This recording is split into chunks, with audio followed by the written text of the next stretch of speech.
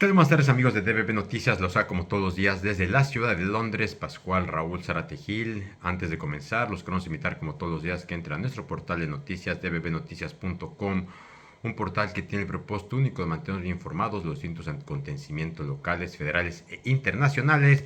Y comenzamos comentándoles que pues la jefa de gobierno de la Ciudad de México, Clara Brugada, habló sobre el agujero que se abrió cerca del puente de la Concordia en la alcaldía de Iztapalapa, pues lamenta claramente que haya problemas de hundimiento debido a las lluvias, a las fuertes lluvias, pero es el resultado de las lluvias y así como estas hubo más casos y lugares con grietas, dijo la mandataria durante su mañanera. Aseguró que dicha grieta se abrió por las fuertes lluvias ocurridas como les comentábamos, pero que está reparando por la Secretaría de Obras y Servicio de la Ciudad de México. Otro tema más es sobre la presidenta, ya que en el marco de su primer año de gobierno, la presidenta adelantó que como parte de la reforma electoral enviará la propuesta de eliminar el fuero para diputados y senadores. Como parte de la reforma electoral, la presidenta Sheinbaum adelantó que una de las propuestas contempla la posibilidad de eliminar el fuero para diputadas y senadores. Y otro tema más de lo que ocurre con nuestro país, ya que recibió por concepto de remesa cerca de 5.578 millones de dólares en agosto pasado, una construcción anual de 8.3% con una variación hilo y 5 meses de caídas consecutivas de acuerdo con el Banco de México.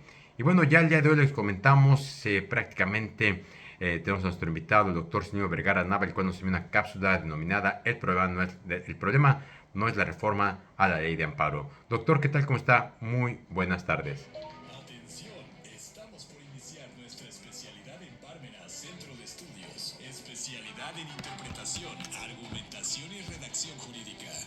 Nuestra modalidad híbrida se adapta a tu vida. Toma las clases presenciales, en línea en tiempo real o en grabación. Tú eliges.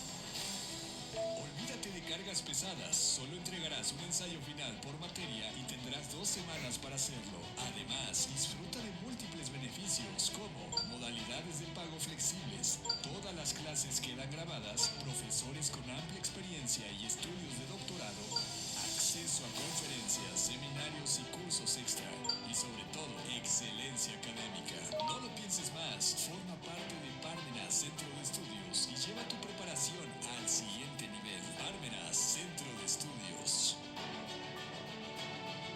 Muy buen día, vamos a platicar hoy sobre la postura que existe y la controversia que se ha presentado respecto a la reforma de la ley de amparo. La propuesta, mejor dicho, de reforma de la ley de amparo. Hay mucha expectativa respecto a este tema. Incluso ya se estableció ahí un parlamento abierto que, con todo respeto, pues poco se va a poder plantear al respecto de esta situación, ¿no? Normalmente estos parlamentos abiertos pues no sirven absolutamente para nada, ¿no? En un sistema donde la democracia está en los tribunales, es decir, hasta que se acude a una instancia jurisdiccional es que se puede objetar este tipo de medidas. Pero bueno, ya veremos a ver qué establecen, qué implementan en esta serie de, pues digamos, de propuestas, ¿no? Posiblemente disminuyan un poco esta serie de planteamientos que se han formulado con la ley de amparo en relación a la propuesta de que esta ley pues se modifique en alguna parte sustancial. Y bueno, pues esa parte sustancial, ¿cuál viene siendo? Bueno, pues el asunto es que hoy todos están poniendo el grito al cielo. Los críticos de la reforma de la ley de amparo pues no están observando lo que está sucediendo con la realidad pues jurídica, vamos a decirlo. Y bueno, pues ¿cuál es la realidad jurídica? Pues la realidad jurídica está muy sencilla. El asunto es que estamos siguiendo con este planteamiento de lo que viene siendo la reforma desde el año 18 de junio de 2008 y un poco antes, ¿no? Que pues en reforma constitucional se amplió el concepto de la constitucionalidad sobre una teoría que pues no era la que estábamos habituados, no era la que nosotros conocíamos y bueno, pues ahora ya la tenemos muy presente y nos referimos precisamente a la teoría de lo que viene siendo lo que le llaman el conflictivismo, ¿no? La teoría conflictivista de la Constitución. ¿En qué consiste esta teoría conflictivista de la Constitución? Bueno, pues hay dos teorías desde la postura constitucionalista, y yo creo que el problema es que no se ha pues objetado esta situación. Pocos hablan al respecto de este tema. Incluso uno de los autores que están en contra de esta teoría conflictivista pues fue invitada, pues ante la ignorancia, ¿verdad?, de conocer de estas posturas, fue invitada por la ministra Batres, ¿no?, para que viniera aquí a la Corte a hablar precisamente del constitucionalismo. Y bueno, pues lejos de que hablara adecuadamente del constitucionalismo mexicano, pues entonces lo que hizo fue una crítica muy aguda al respecto de este constitucionalismo. Por eso hoy no está muy bien visto este autor José Antonio García Amado, que pues vino aquí a hacer más o menos hace un año, con el respeto académico que representa.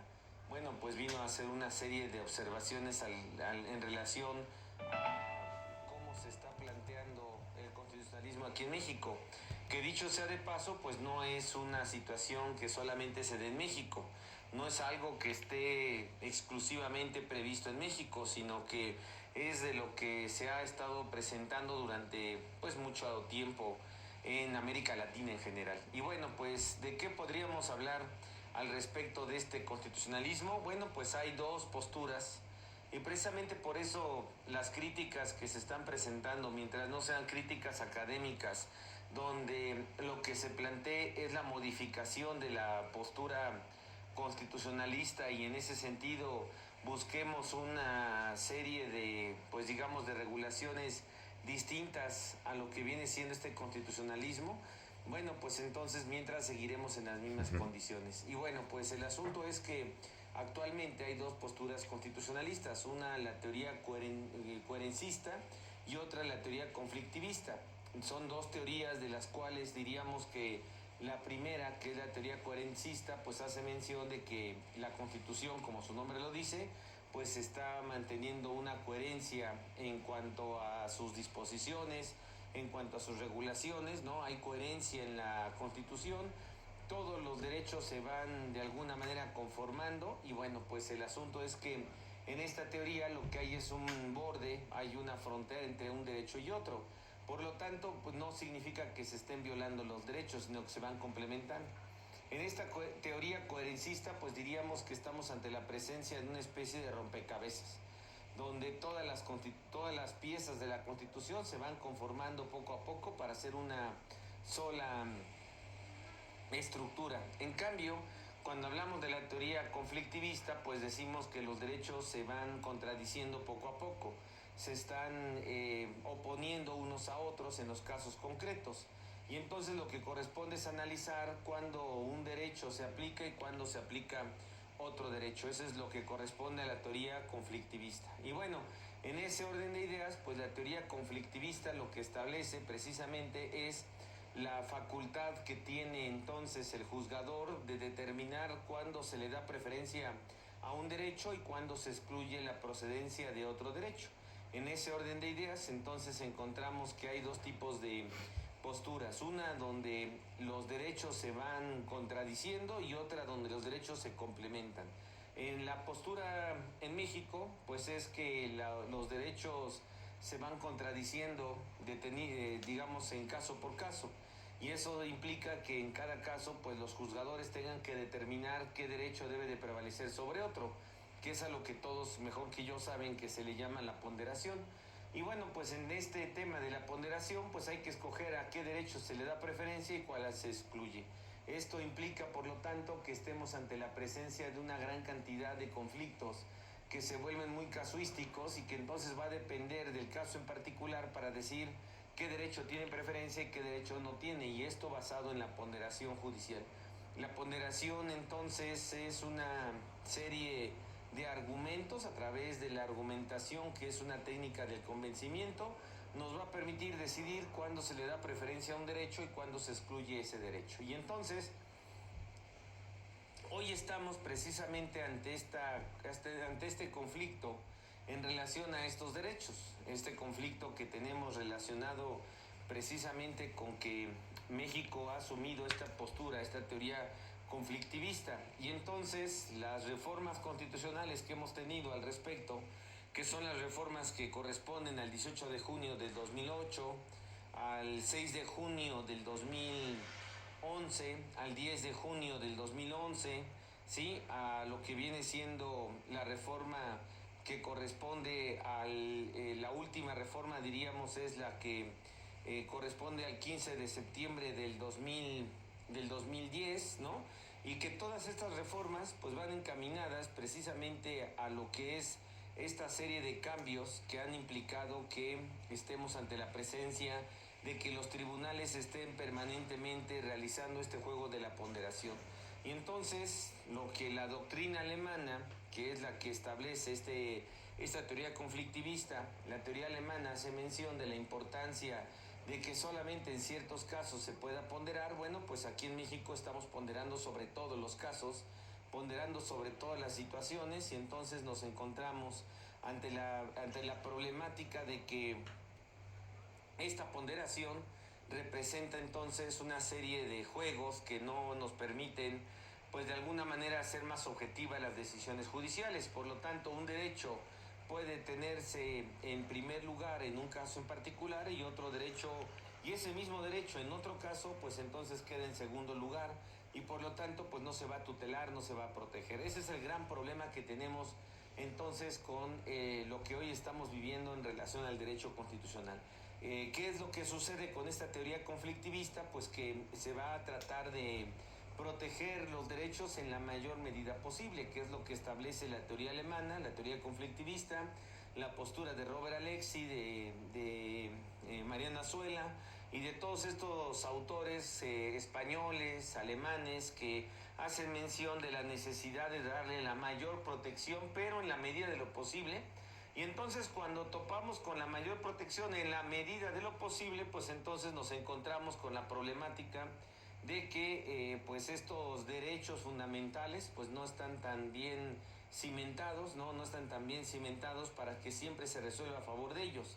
Y por lo tanto, bueno, pues las sentencias se resuelven en la medida de lo posible, su mayor protección a ellas. Entonces, ante esta realidad que hoy nos estamos topando, bueno, pues la ley de amparo establece que cuando exista una sentencia en la cual sea de imposible ejecución material o jurídica, pues entonces los juzgados, los tribunales van a determinar que no hay responsabilidad, incluso de carácter penal, a las autoridades responsables por no darle cumplimiento a una sentencia. Pensemos falta de recursos económicos, ¿no? Falta de recursos materiales, falta de coherencia jurídica. Bueno, pues esto implicaría, por lo tanto, que no se tenga que cumplir con la sentencia, a pesar de que se haya resuelto a favor de tal o cual ciudadano, tal o cual beneficio que se pudiera tener. Hoy lo que estamos viendo en las reformas, en la iniciativa de reforma de la ley de amparo, pues no es otra cosa más que adecuar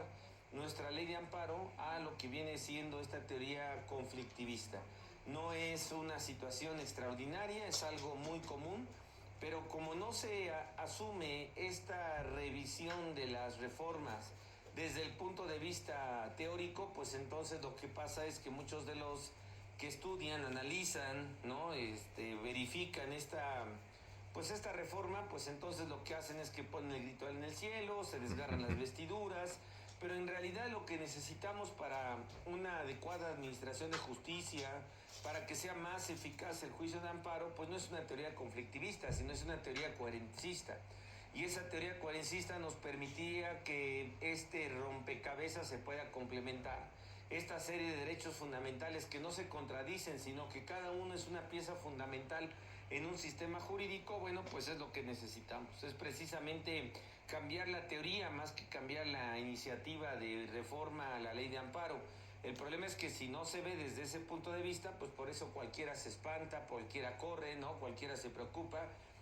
Pero el problema es el sustento teórico de nuestra Constitución actualmente. Ese es el problema principal. Si ese sustento teórico de nuestra Constitución sigue en las mismas condiciones, pues poco se puede hacer al respecto. Habrá que analizar en ese Parlamento abierto quién va a ser el que tenga conocimiento para plantear esta situación, y quién será el valiente para establecerla, para ponerla en la mesa, porque pues una cosa es que tenga conocimiento y se plantee, y otra cosa es que ni siquiera se plantee y ni siquiera se tenga conocimiento. Entonces, ahora lo que nos preocupa pues es que precisamente para poder dar una marcha atrás a esta teoría, pues es necesario, y a esta iniciativa de la ley de amparo, para que se autorice inmediatamente pues esta, digamos, forma de cambiar las cosas como se están dando en México, es cambiando esta teoría. Buscar una teoría complementaria, una teoría coherencista, que pues es la que hoy desafortunadamente pues no contamos con ella. Vamos a ver qué sucede en el transcurso del tiempo. Poco se va a poder decir al respecto. Mientras tengamos este partido oficial, pues poco se puede decir al respecto. Mientras, pues lo que habrá que ver es cómo se dan estos debates y quién será aquel académico, aquel litigante, aquel estudioso del derecho que pueda decir lo que estamos hoy comentando. Creo que el Parlamento abierto no da mucho para margen de opción para este tipo de situaciones. Sin embargo, bueno, pues lo trataron de hacer como para legitimar esta iniciativa que pareciera que va a entrar pues como Juan por su casa. Vamos a ver qué sucede al respecto. Todavía estamos en tiempos de preparación de este debate constitucional. Mientras, pues agradecemos la oportunidad como siempre y pues nos estamos saludando próximamente. Muchísimas gracias, doctor. Y bueno, amigos, de esta forma llegamos al final de esta breve cápsula. Como siempre, les queremos agradecer. Antes de despedirnos, invitamos como todos los días a que le den like, compartan, dejen sus comentarios y nos escuchamos mañana con noticias frescas antes que los demás. Hasta la próxima.